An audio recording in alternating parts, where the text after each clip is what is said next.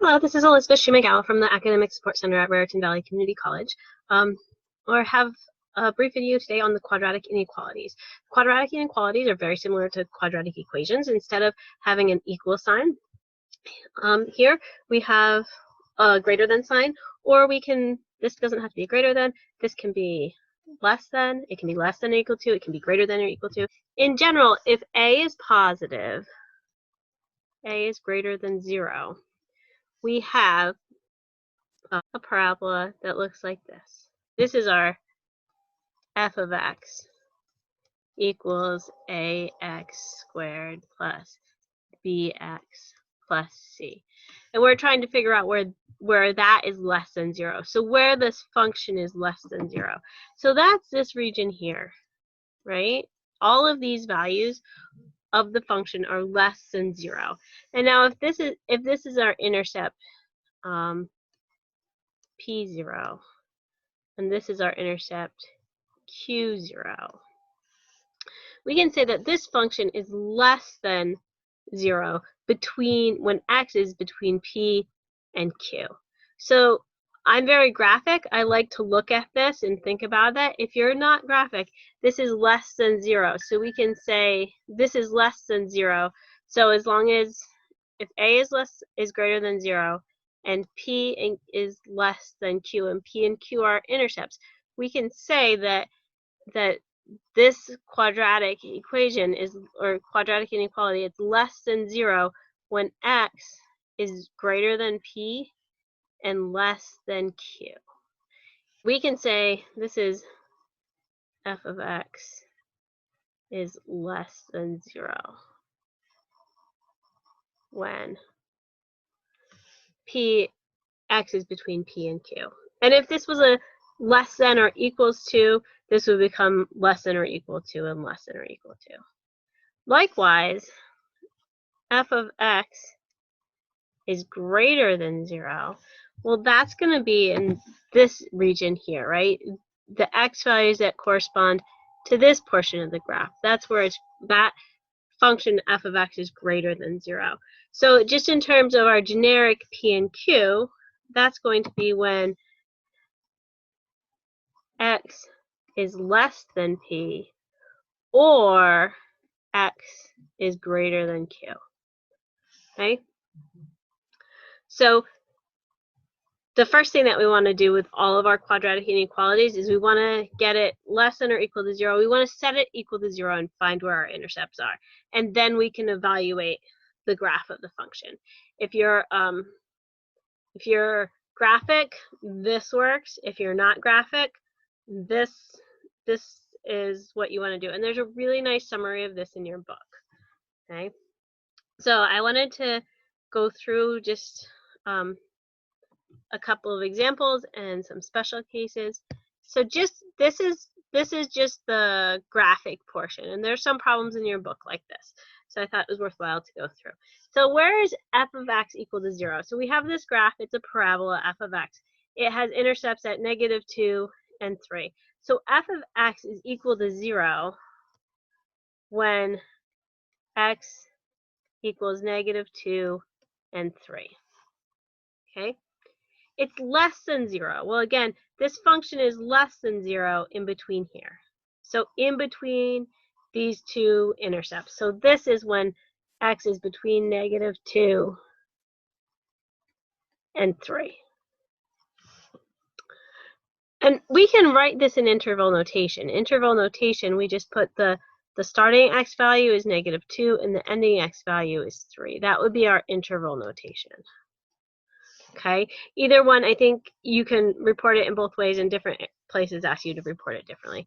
Where is x greater than 0? Well, that's going to be this region here where x is less than -2, and this region, or this region over here. X can be these values too, where x is greater than 3. And again, in interval notation, this is -2, so this goes from -infinity to -2.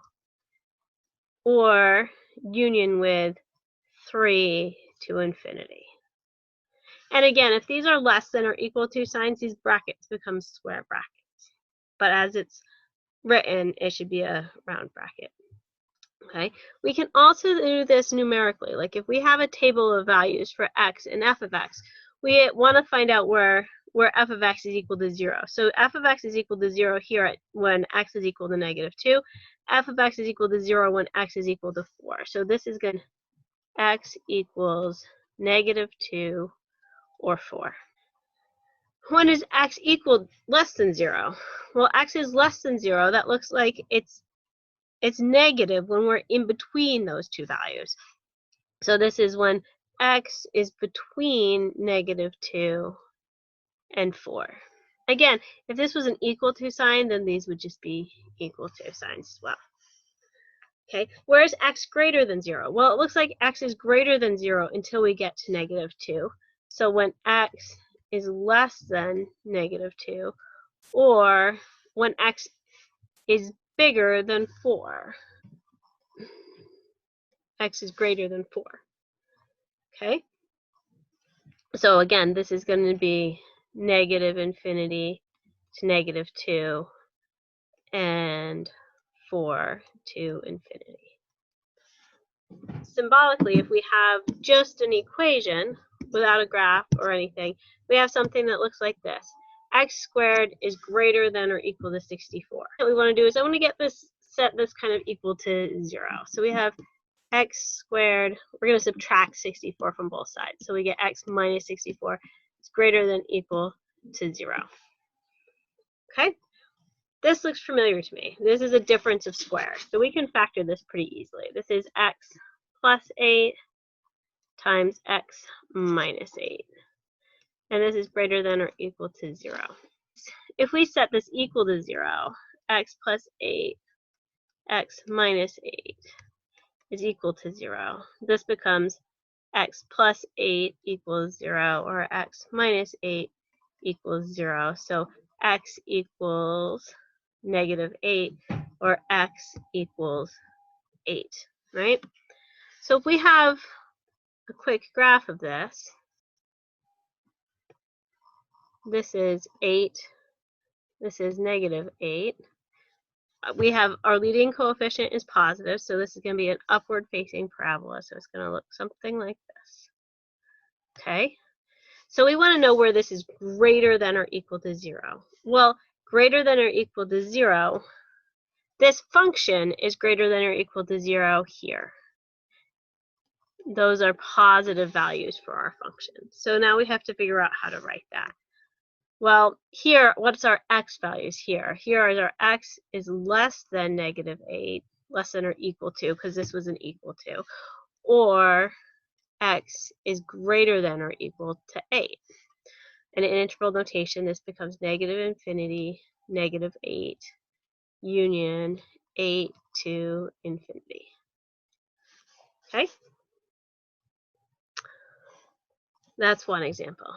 Another example here, this is kind of like a special case. We have x squared minus 2 is greater than 0.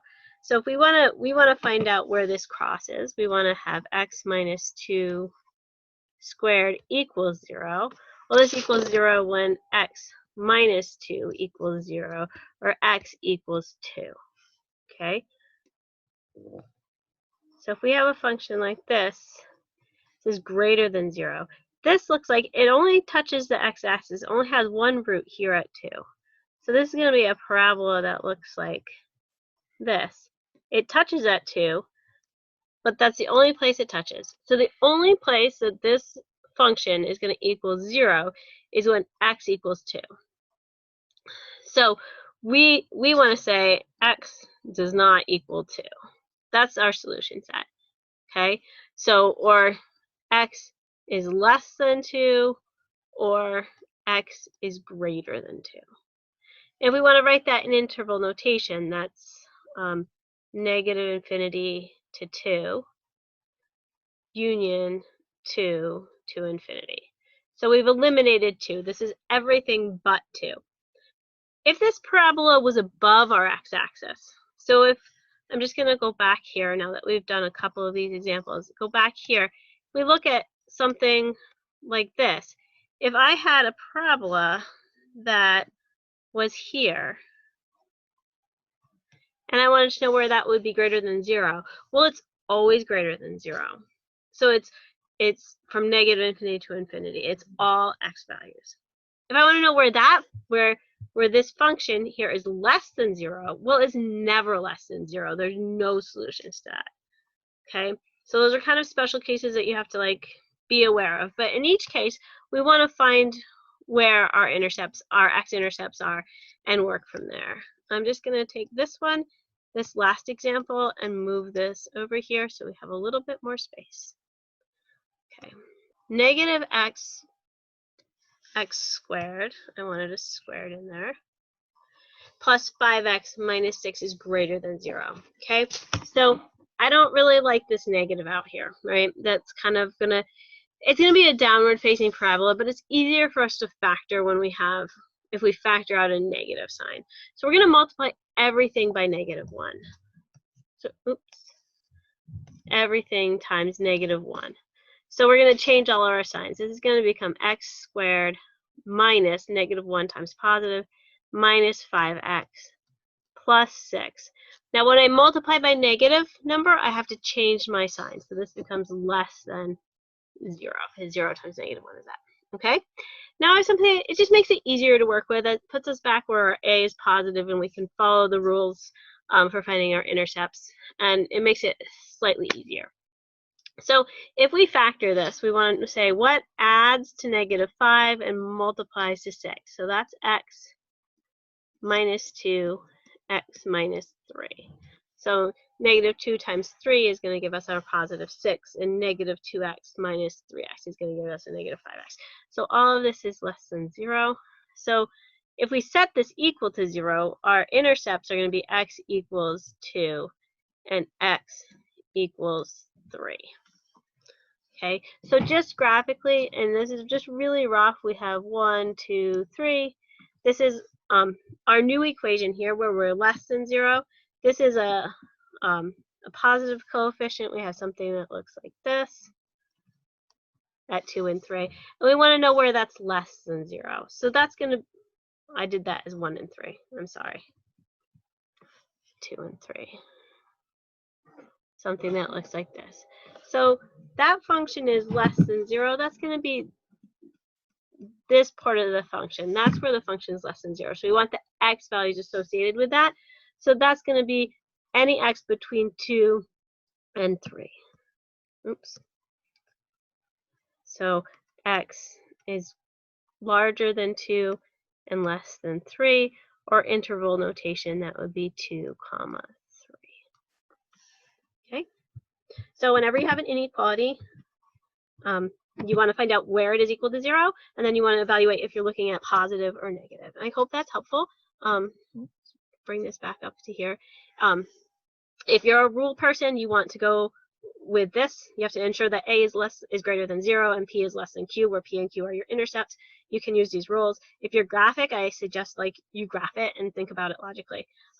If you have any further questions, we are here to help at the Academic Support Center.